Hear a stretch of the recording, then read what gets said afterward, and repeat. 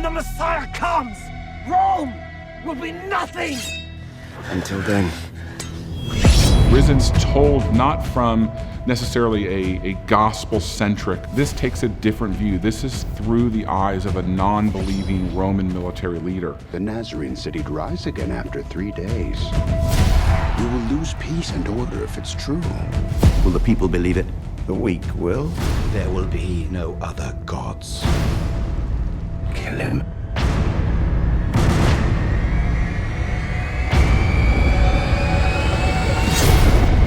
Where most films about the life of Christ end at the crucifixion, Risen really begins at the crucifixion. And the military leaders and the religious leaders of the day woke up that morning and the body of Jesus was missing.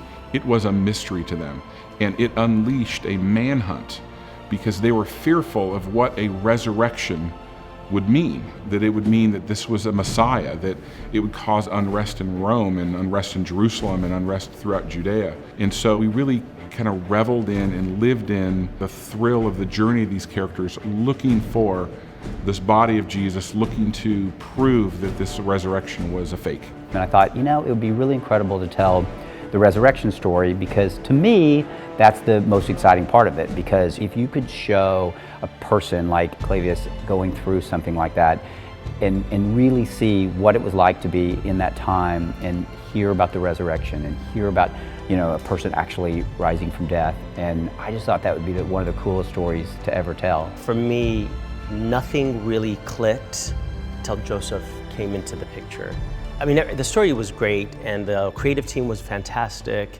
Everything worked, but there was a missing element. Joe finds as Clavius is, I think it's that perfect combination of an empathetic character that the second he walks across the desert and you look into his eyes, you're hooked. And you go, I care about that character. I want to know where he goes. I want to know the decisions he makes.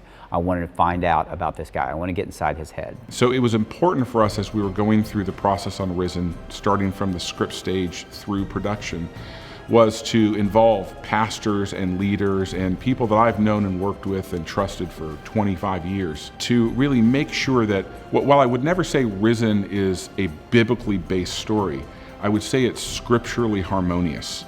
That the elements of the story where it touches Scripture are true to Scripture. Very first time that we've seen a fictional story like Clavius, you know, woven into a biblical story like in the New Testament, the resurrection, and it worked so successfully. And for me, I would think that there's so many people out there that are a Clavius, that kind of sit there and kind of wonder. And I sure at times was a Clavius when I'd sit on that rock with Jesus and have that conversation. I've been there. You know, we're looking for people to be impacted in a positive way, and I think people come out the other end after watching it changed. You know, as the scripture shows what Jesus did and said, what did the people around him think, and what were the ramifications of what we saw after, you know, after the fact? I think with Risen we get to explore that, have fun with it in a way that is, I think, edifying and encouraging and uplifting.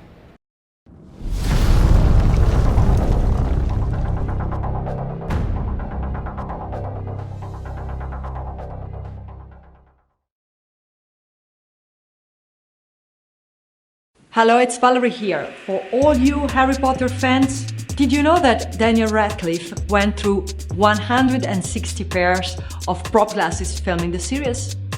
Yeah, I swear. For this and more movie facts, click on more videos.